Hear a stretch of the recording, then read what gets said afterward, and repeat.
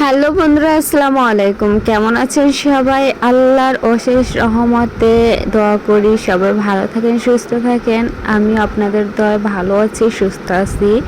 আজকে আপনাদের সাথে শেয়ার করব অনেক কিছু রান্না, কি আজকে দুপুরের মেনুতে ছিল, তাই আপনাদের সাথে শেয়ার করব বন্ধুরা। স্কিপ না করে ফুল ভিডিও দেখুন, অবশ্যই ভালো লাগবে। এই যে মশলাটা কষিয়ে নিচ্ছি, এটা হচ্ছে কাঁঠালের বিচি দিয়ে আর কি পাঙ্গাস মাছ দিয়ে রান্না করব। এভাবে রান্না করলে কিন্তু খুবই মজার হয়। আমি জানতাম না, কখনো আমি খাইনি এভাবে, কিন্তু আজকে আমি অন্যভাবে আর কি ট্রাই করলাম যে এই মাছটা দিয়ে কেমন লাগে। কিন্তু আমার কাছে খুবই ভালো লেগেছে বন্ধুরা, আপনারাও ট্রাই করে দেখতে পারেন। চিংড়ি মাছ না থাকলে চিংড়ি মাছ দিয়ে কিন্তু রান্না করলেও অনেক সুস্বাদু হয়, কিন্তু এই মাছটা দিয়ে রান্না করলেও অনেক ভালো লাগে।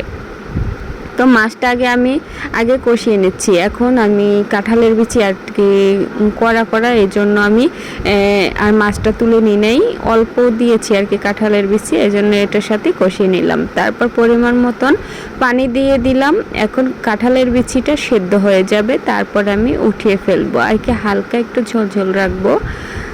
যাই হোক, কথা বলতে বলতে প্রায় তরকারিটা হয়ে গেছে। আপনারা যদি না খেয়ে থাকেন অবশ্যই এভাবে ট্রাই করে খেয়ে দেখতে পারেন, খুবই মজার হয়। এই যে কাঁঠালের বিচিটা কিন্তু সেদ্ধ হয়ে আসছে বন্ধুরা। কেমন হয়েছে এই রেসিপিটা অবশ্যই কমেন্টে জানাবেন। আর নতুন হয়ে থাকলে আমার চ্যানেলটা ফলো করে যাবেন, ইউটিউব চ্যানেল হয়ে থাকলে চ্যানেলটা সাবস্ক্রাইব করে যাবেন।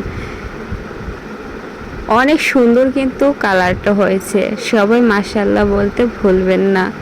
আসলে ভালো কিছু দেখলে মাশাআল্লাহ বলতে হয়। এখন আমি শিং মাছ রান্না করব। শিং মাছ পরিষ্কার করে নিয়েছি। এই শিং মাছটা এভাবে রান্না করলে কিন্তু খুবই মজার হয় এবং সুস্বাদু হয়। এই মাছটা কষানোর জন্য আমি পেঁয়াজ রসুনের পেস্টটা তেলে দিয়ে আগে কিছুক্ষণ কষিয়ে নিচ্ছি।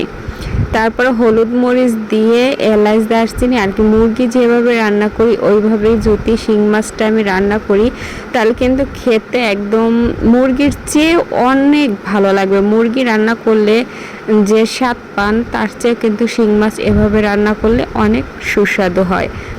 কিন্তু আমি ওইভাবেই মশলাটা কষিয়ে শিং মাছটা কষিয়ে নিচ্ছি।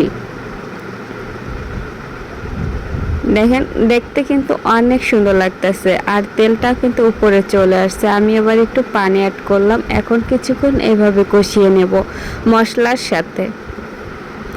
একটু পানি অ্যাড না করলে মশলাটা পুড়ে যেতে পারে, এই জন্য আমি একটু পানি অ্যাড করেছি। এখন কিছুক্ষণ আমি এভাবে কষিয়ে নিচ্ছি মশলাটার সাথে, তাহলে কিন্তু শিং মাছটা অনেক ভালো লাগবে খেতে। তো কিছুক্ষণ আমি কষিয়ে এখন পরিমাণ মতন পানি দিয়ে দিলাম। একটু ঝোল করব। আর শিং মাছ খাওয়া কিন্তু শরীরের জন্য খুবই ভালো, তাই আমি একটু ঝোল করব, কারণ শিং মাছের ঝোল খাওয়া কিন্তু অনেক শরীরের জন্য উপকারিতা।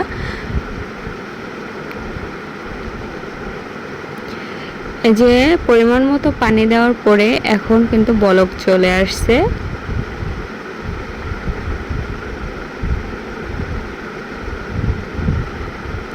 আর সবাই আমার ভিডিওটা প্লিজ একটু শেয়ার করে দিবেন।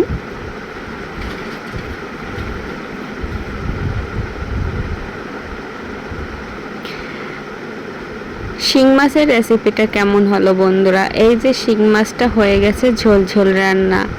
ওয়াও, দেখতে কিন্তু দারুণ, খেতেও কিন্তু অসাধারণ। তো এখন আমি চলে গেলাম বেগুন দিয়ে পাঙ্গাস মাছ দিয়ে আর কি রান্না করব। এখন এই পাঙ্গাস মাছটা আমি ভেজে নিচ্ছি আর কি, ভাজা হয়ে গেছে এপিঠ ওপিঠ, এখন ভেজে নিচ্ছি। আর মশলাটা এখন কষিয়ে নিচ্ছি, এটা বেগুন দিয়ে রান্না করব। এই তরকারিটা এত যে মজার হয়েছিল কি বলবো বন্ধুরা, অনেক মজার হয়েছিল।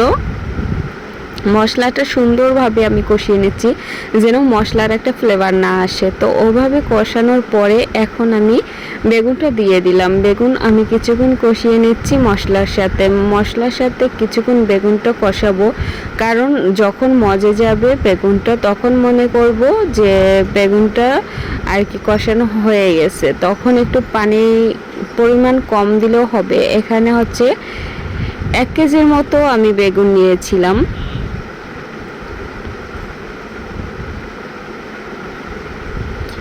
পরিমাণ মতন পানি দেওয়ার পরে মাছটা উপরে দিয়ে দিলাম। এভাবে মাছটা আজকে আমি বেগুন ভাজি নাই, সবসময় আমি আর কি বেগুন ভেজে আর কি মাছ দিয়ে রান্না করি, কিন্তু আজকে এভাবে রেসিপিটা করলাম। তাও কিন্তু খেতে খুবই খুবই মজা হয়েছিল বন্ধুরা। আর এই তরকারিটা আমি একটু ঝোল ঝোল রাখবো। আসলে ভাজা ভাজার চেয়ে আমার কাছে ঝোল ঝোল তরকারি মজা লাগে, ভালো লাগে আর কি। তো কেমন হয়েছে বন্ধুরা অবশ্যই কমেন্টে বলবেন। আর আজকের মতো বিদায় নিচ্ছি, সবাই ভালো থাকবেন, সুস্থ থাকবেন। নতুন হয়ে থাকলে চ্যানেলটা ফলো করে পাশে থাকবেন।